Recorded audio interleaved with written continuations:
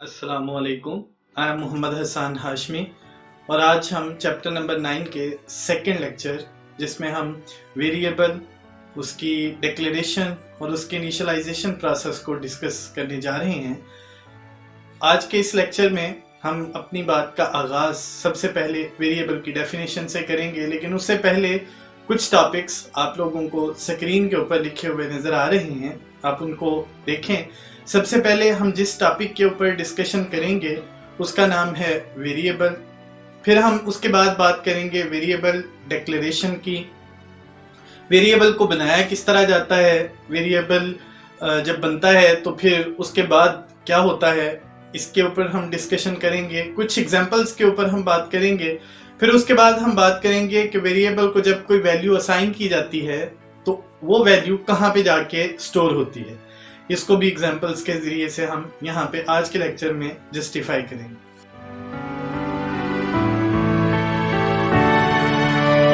Variable क्या चीज होती है? Variable is a named memory location और मेमोरी सेल। वेरिएबल सिंपली एक मेमोरी लोकेशन है या एक मेमोरी सेल है जहां पे किसी भी चीज को स्टोर किया जा सकता है इनसाइड द कंप्यूटर सिस्टम। हम बाय डिफॉल्ट वेरिएबल में क्या चीजें स्टोर करते हैं? दो तरह की चीजें हमारे पास वहां पे आमतौर पे वेरिएबल्स के अंदर स्टोर करने की ऑप्शंस मौजूद होती हैं। एक वो डेटा जो हमने यूजर से हासिल किया कीबोर्ड के जरिए से, और दूसरा कंप्यूटेशनल रिजल्ट्स। मैं दोनों की मिसाल आपको देता हूं, स्क्रीन पे भी आपको वो नजर आ रही है। हमने कीबोर्ड से कोई डेटा एंटर किया, लाइक हमने इंटीजर वैल्यू लिखी 5। सो ये एक इनपुट डेटा है। और अगर हम कंप्यूटेशनल रिजल्ट्स की बात करें तो a प्लस बी एक इक्वेशन है जिसमें हमने दोनों वैल्यूज एंटर की, फिर उसके बाद उन दोनों को जमा किया, उसका रिजल्ट c में जाके स्टोर हुआ, तो हम इसको कंप्यूटेशनल रिजल्ट के नाम से रिप्रेजेंट करेंगे। वो हम यहाँ पे दो वैल्यूज को ऐड कर रहे हैं और उसके बाद उनका जो रिजल्ट है ऐड करने के बाद वो हम तीसरे वेरिएबल को असाइन कर रहे हैं, हम इसको कंप्यूटेशनल रिजल्ट्स के नाम से रिप्रेजेंट करते हैं। याद रखिएगा, जो वेरिएबल्स होते हैं ड्यूरिंग एग्जीक्यूशन उनकी वैल्यू चेंज हो सकती है या हम उनकी वैल्यूज को चेंज कर सकते हैं। हम उसमें वैल्यूज को कंप्यूटेशनल रिजल्ट्स की मदद से कम या ज्यादा कर सकते हैं, लेकिन एग्जीक्यूशन के दौरान में वेरिएबल का नाम कभी भी तब्दील नहीं हो सकता। जो आपने एक दफा वेरिएबल का नाम शुरू में रख दिया वो नाम वही रहेगा, रन टाइम के दौरान उसको चेंज नहीं किया जा सकता। मैं इसकी रियल लाइफ में एग्जांपल देता हूं ताकि आसानी से आपको समझना मुमकिन हो सके। बाय डिफॉल्ट आप लोगों का एक नाम जो है उसका इंदराज वो आपका CNIC के ऊपर होता है, आपके आईडी कार्ड के ऊपर आपके नाम का इंदराज हो जाता है। अब उसके बाद जब आपने एडमिशन लिया था तब आपकी एक एज थी, और जब आपने डिग्री कंप्लीट की तब आपकी एक एज है। तो वो एज एक वैल्यू है जो रन टाइम के दौरान में भी चेंज हुई। वैल्यू चेंज हो सकती है, शुरू में हमने इसी चीज के ऊपर डिस्कशन की है, लेकिन नाम चेंज नहीं होता। 2 साल पहले भी फलां शख्स था और आज भी वो उसी नाम से बुलाया जाता है। इसका मतलब है name of the variable can not be changed but the value can be changed during the execution of the program. इसके बाद अगर हम बात करें, जब हम वेरिएबल बनाते हैं तो वेरिएबल बनते कहाँ पे हैं, ये सवाल आमतौर पे हमारे जहनों में रहता है। तो इसका सिंपल सोल्यूशन मैं आपको बता देता हूं। वेरिएबल बनाए जाते हैं रैंडम एक्सेस मेमोरी के अंदर। रैंडम एक्सेस मेमोरी इसमें डिटेल में हमने पढ़ा था चैप्टर नंबर 5 फर्स्ट ईयर के अंदर। रैंडम एक्सेस मेमोरी एक ऐसी मेमोरी होती है जिसमें टेम्पररी बेस पे डाटा को स्टोर किया जाता है। डाटा यहाँ पे वोलाटाइल होता है, मतलब अगर आपने बिलफर्ज काम मुकम्मल कर लिया उसके बाद आपने सिस्टम को ऑफ कर दिया तो जो मेमोरी रैंडम एक्सेस मेमोरी के अंदर होती है वो सारी की सारी लॉस हो जाती है। जितने भी वेरिएबल्स होते हैं वो रैंडम एक्सेस मेमोरी के अंदर बनाए जाते हैं, और रैंडम एक्सेस मेमोरी चूंकि नॉन परमानेंट एरिया या टेम्पररी एरिया होता है, सो इसका मतलब है वेरिएबल के अंदर जितना भी डाटा होगा वो वक्ती तौर के ऊपर होगा, वो परमानेंट टाइम के लिए नहीं होगा। इसके बाद अगर हम बात करें कि कितनी देर के लिए वेरिएबल के अंदर डाटा रह सकता है, तो मैंने सिंपली बताया कि चूंकि ये एक टेम्पररी प्लेसमेंट है, जितनी देर तक आप प्रोग्राम रन कर रहे हैं उतनी देर तक कंप्यूटर के अंदर आपने जो वेरिएबल बनाया उसको आप यूज कर सकते हैं। जब भी आपने, या उसकी वैल्यूज को यूज कर सकते हैं जब भी आपने सिस्टम को ऑफ किया, प्रोग्राम को बंद किया, तो जो मेमोरी है वो ऑटोमेटिकली क्लीन अप हो जाएगी, ऑटोमेटिकली रिमूव हो जाएगी और कंटेंट्स वो फ्री हो जाएंगे। स्लाइड आपको एक स्क्रीन के ऊपर नजर आ रही है, आप उसमें देखिएगा कि वेरिएबल जब बनता है तो उसमें क्या क्या चीजें शामिल होती हैं। सबसे पहले हम बात करते हैं कि वेरिएबल के लिए क्या होना जरूरी है। सबसे पहले नंबर पे वेरिएबल के लिए मेमोरी स्पेस का होना जरूरी है। किस चीज की मेमोरी स्पेस? कंप्यूटर की, जो रैंडम एक्सेस मेमोरी की हमने बात की थी। रैंडम एक्सेस मेमोरी में एक सेल या कंटिन्यूअस सेल्स जो हैं वो मेमोरी को रिप्रेजेंट करते हैं। अब हमने उसके ऊपर एक नाम असाइन करना होता है वेरिएबल के लिए। जब आप एक नेम मेंशन करते हैं तो उसमें हमारे पास उसका एक एड्रेस असाइन हो जाता है कि यहां से हम मेमोरी सेल्स को एक्सेस कर रहे हैं। वेरिएबल हमेशा अपनी पहचान अपने नाम के साथ, अपने एड्रेस के साथ करवाता है।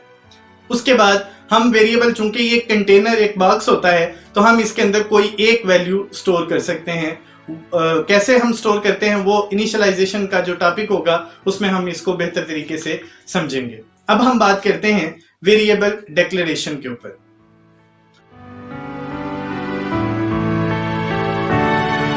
वेरिएबल डिक्लेरेशन क्या है? वेरिएबल डिक्लेरेशन एक ऐसा प्रोसेस है जिसमें हम वेरिएबल को एक नाम और उसकी एक टाइप, ये दो चीजें स्पेसिफाई करते हैं। वेरिएबल का नेम भी मेंशन करना होता है और साथ में कि वेरिएबल किस टाइप का है, हम ये दोनों चीजें डिफाइन करते हैं, तो हम इसको वेरिएबल डिक्लेरेशन कहते हैं। मैं सिंपल इसकी एग्जांपल आपको रियल लाइफ में से देता हूं। पैदा होने वाला जो बच्चा है उसको सबसे पहले जिस घराने में वो पैदा होता है उसकी कास्ट लग जाती है, उसकी जात उसके साथ जुड़ जाती है और उसके वालिदैन आमतौर पे एक नाम उसके लिए रख देते हैं। सो इसका मतलब है दो चीजें, वो जब एक हम भी वेरिएबल क्रिएट करेंगे, दो चीजें लाजमी तौर पे हम वेरिएबल को देंगे। नंबर एक, उसकी टाइप, जिसको हम कास्ट के नाम से रिप्रेजेंट भी कर सकते हैं, और दूसरी चीज उसका स्पेशल नेम जो यूनिक होना चाहिए। सी चूंकि एक स्ट्रांगली टाइप लैंग्वेज है, स्ट्रांगली टाइप का मतलब क्या होता है कि इसमें वेरिएबल को जब इस्तेमाल करना है तो उससे पहले वेरिएबल का बना होना जरूरी है। आमतौर पे कुछ लैंग्वेजेस ऐसी भी होती हैं जिनमें ये फैसिलिटी अवेलेबल होती है कि रन टाइम के दौरान हम वेरिएबल को क्रिएट करते हैं, जैसे विजुअल बेसिक है, और रन टाइम के दौरान ही हम उसको इस्तेमाल भी कर सकते हैं। लेकिन सी में वेरिएबल को पहले आपने डिक्लेयर करना है, बाद में आपने उसको इस्तेमाल करना होता है। वेरिएबल को प्रोग्राम में कहीं पे भी आप डिक्लेयर कर सकते हैं, आपके पास इसके ऑप्शन और अवेलेबिलिटी मौजूद होती है। लेकिन ये मैं दोबारा फिर रिपीट कर देता हूं आप लोगों के लिए कि वेरिएबल को पहले डिक्लेयर किया जाता है और उसके बाद उसे इस्तेमाल किया जाता है। एक और बात जो यहाँ पे मैं समझता हूँ अहम है आप लोगों के लिए, ये सीखना चूंकि आसान भी इससे होगा, तो ये बात मैं आप लोगों को क्लियर कर देता हूँ कि एक से ज्यादा वेरिएबल्स, जितनी आपकी रिक्वायरमेंट्स हैं उतने वेरिएबल्स आप प्रोग्राम के अंदर क्रिएट कर सकते हैं। वेरिएबल क्रिएट करने के बाद अगर हम सिंपली बात करें कि जो डिक्लेरेशन है उसमें इंफॉर्मेशन कंपाइलर तक कौन पहुंचाता है, तो डिक्लेरेशन ही एक्चुअली एक ऐसा प्रोसेस है जो कंपाइलर को इंफॉर्मेशन देता है कि मैंने वेरिएबल क्रिएट कर दिया, अब आप इसको कोई मेमोरी असाइन कर दो। तो कंपाइलर क्या करता है, वो जो डिक्लेरेशन की इंफॉर्मेशन उसके पास आई होती है उसी के मुताबिक वो जिस टाइप का वेरिएबल होता है उसके मुताबिक उसको मेमोरी स्पेस अलॉट कर देता है। मुख्तलिफ जो डेटा टाइप्स हैं उनकी मुख्तलिफ स्पेसिस अवेलेबल होती हैं रैंडम एक्सेस मेमोरी में। जब हम नेक्स्ट टॉपिक पढ़ेंगे तो इसमें ये चीज ऑलमोस्ट आप लोगों को बेहतर तौर पे क्लियर हो जाएगी। इसके बाद अगर हम बात करें वेरिएबल डिक्लेरेशन का प्रोसीजर, वो आपको एक स्लाइड के ऊपर नजर आ रहा है स्क्रीन के ऊपर। इसमें हमने वेरिएबल को एक नाम असाइन करना होता है। वेरिएबल को जो नाम असाइन किया जाता है उसके बाद हमने उसके शुरू में एक डेटा टाइप मेंशन करनी होती है। जैसे अगर आप कोई वेरिएबल इंटीजर बनाना चाहते हैं तो उसके शुरू में आप लिख दें INT। अगर आप कोई फ्लोट वेरिएबल बनाना चाहते हैं जिसमें इशारिये वाली वैल्यू को आप स्टोर करें तो उसमें आप फ्लोट शुरू में डेटा टाइप लिख दें। जिसमें आप करेक्टर डेटा टाइप बनाना चाहते हैं उसमें CHAR लिख दें, या व्हाटएवर आपके पास इसमें ऑप्शंस अवेलेबल होती हैं। दो चीजें लाजमी तौर पे वेरिएबल डिक्लेरेशन के अंदर लिखी जानी चाहिए। नंबर एक, शुरू में डेटा टाइप जो डिफाइन करती है कि किस तरह का डेटा वो इस वेरिएबल के अंदर स्टोर किया जा सकता है, और दूसरे नंबर पे वेरिएबल का नाम। ये दोनों चीजें अगर इकट्ठी लिखी जाएं और एंड पे सेमीकोलन लगा दिया जाए तो इसका मतलब होता है कि हम एक वेरिएबल को डिक्लेयर कर सकते हैं और कर चुके हैं। वेरिएबल डिक्लेरेशन में जो रूल आपने याद रखने हैं वो ये, जब एक वेरिएबल बन जाता है तो रन टाइम के दौरान या एग्जीक्यूशन के दौरान उसकी डेटा टाइप को चेंज नहीं किया जा सकता। मसलन हमने बना दिया इंट मार्क्स, तो मार्क्स वेरिएबल की जो डेटा टाइप है वो पूरे प्रोग्राम के अंदर वो इंट ही रहनी है, आप रन टाइम के दौरान उसे बदल नहीं सकते। अलबत्ता मार्क्स में जो आपने वैल्यू स्टोर की हैं उनको आप तब्दील कर सकते हैं। आप चाहें तो मार्क्स की पहली वैल्यू 67 रख दें, अगली वैल्यू 75 कर दें, अगली वैल्यू 100 कर दें, and so on so fourth. So value change हो सकती है, वेरिएबल का नाम और उसकी डेटा टाइप ड्यूरिंग एग्जीक्यूशन आप उनको कभी भी तब्दील नहीं कर सकते। उसके बाद अगर हम बात करें एक और प्रोसेस जिसके जरिए से हमने वेरिएबल को वैल्यू असाइन करनी होती है, तो हम इसको इनिशियलाइजेशन के नाम से रिप्रेजेंट करते हैं। इनिशियलाइजेशन क्या है? एक ऐसा प्रोसेस जिसमें हमने वेरिएबल को एक वैल्यू असाइन करनी होती है during the time of declaration. अब वेरिएबल को वैल्यू जब हमने असाइन करनी होती है तो उसके लिए हमें क्या करना पड़ता है? हमें सिंपली एक sign of equality, sign of equal required होता है जिसके जरिए से हम वेरिएबल को वैल्यू असाइन कर सकते हैं। हम थोड़ी देर पहले इसके ऊपर बात कर चुके हैं कि कंपाइलर ने डिटरमिन करना होता है कि वेरिएबल को कौन सी मेमोरी स्पेस अलॉट करनी है। मतलब अगर वो इंटीजर है तो ये कंपाइलर की रिस्पॉन्सिबिलिटी है कि वो वेरिएबल को इंटीजर की जो मेमोरी स्पेस है वो अलॉट करे। अगर डेटा टाइप कैरेक्टर है तो कैरेक्टर की मेमोरी स्पेस अलॉट होगी, और अगर फ्लोट है तो फ्लोट जितनी मेमोरी स्पेस कंप्यूटर के अंदर रिजर्व करता है उतनी मेमोरी स्पेस दिलवाना ये कंपाइलर की रिस्पॉन्सिबिलिटी है। मेमोरी बाज़ औक़ात ऐसा होता है कि वेरिएबल अभी हमने बनाया तो वेरिएबल जिस जगह पे बना वहां पे पहले से ही कोई मीनिंगलेस डेटा पड़ा हुआ था, हम सिंपली उसे गार्बेज वैल्यू के नाम से भी रिप्रेजेंट करते हैं। तो जो डेटा वहां पे पड़ा होगा उस डेटा का जो रिजल्ट होगा, अगर हम वेरिएबल को वैल्यू इनिशियलाइज नहीं करवाते और वेरिएबल को यूज कर देते हैं तो जो रिजल्ट वहां पे पड़ा होगा वो वाला वहां पे डिस्प्ले हो जाएगा। बेहतर ये होता है कि हम जब भी वेरिएबल को डिक्लेयर करें तो साथ ही उसको इनिशियलाइज करवा दें। अगर हम इसको इनिशियलाइज नहीं करवाते तो रन टाइम पे जाके हम उसमें वैल्यू ले सकते हैं, लेकिन अगर रन टाइम में भी वैल्यू हासिल नहीं की, इनिशियलाइजेशन में भी वैल्यू हासिल नहीं की और सिंपली हमने उस वेरिएबल को यूज कर दिया, उसको डिस्प्ले करवा दिया स्क्रीन के ऊपर, तो उसके नतीजे में गार्बेज वैल्यू जनरेट होती है। मतलब अनएक्सपेक्टेड जो रिजल्ट्स हैं वो स्क्रीन के ऊपर डिस्प्ले होंगे, आप लोगों को जो आपकी तवक्को है उसके मुताबिक रिजल्ट्स वहां पे डिस्प्ले नहीं होंगे।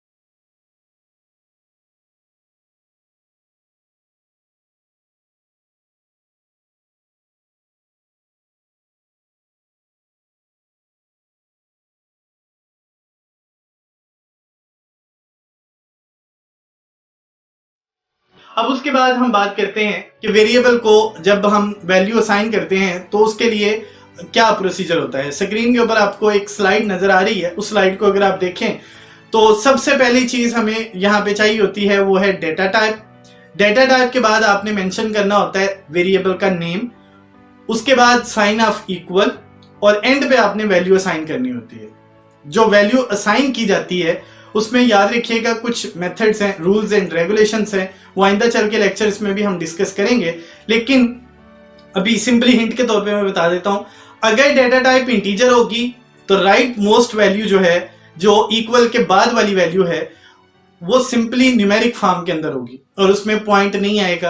अगर हमने शुरू में डाटा टाइप कैरेक्टर लिखी तो जो राइट मोस्ट वैल्यू है वो सिंगल कोट मार्क्स के अंदर लिखी जाएगी, सिंगल कोटेशन मार्क्स के अंदर लिखी जाएगी और एक वैल्यू होगी, एक से ज्यादा वैल्यूज अलाउ नहीं होती।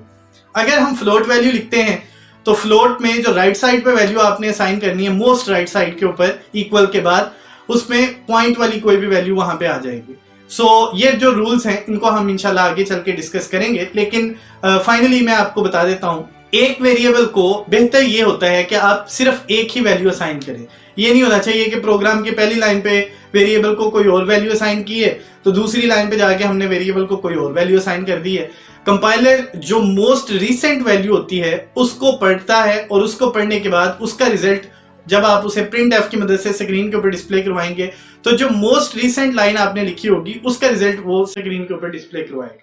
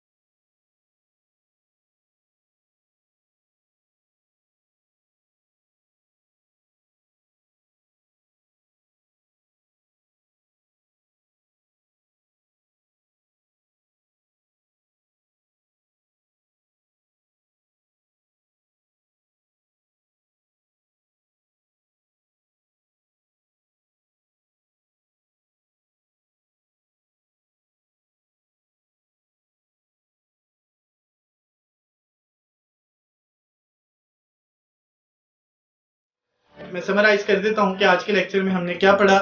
हमने बात की थी वेरिएबल की।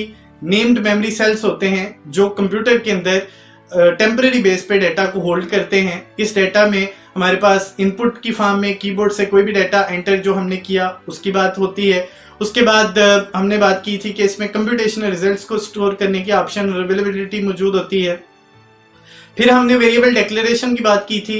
वेरिएबल बनाने का जो प्रोसीजर है हम इसे डिक्लेरेशन के नाम से रिप्रेजेंट करते हैं। उसके जो रूल्स और प्रोसीजर्स थे उनके ऊपर हमने बात की थी। फिर वेरिएबल इनिशियलाइजेशन की अगर हम बात करें तो उसमें हमने बात की थी कि वेरिएबल को वैल्यू असाइन करने का जो मेथड होता है उसको हम वेरिएबल इनिशियलाइजेशन कहते हैं। फिर हमने देखा था कि वेरिएबल को वैल्यू कैसे असाइन की जाती है।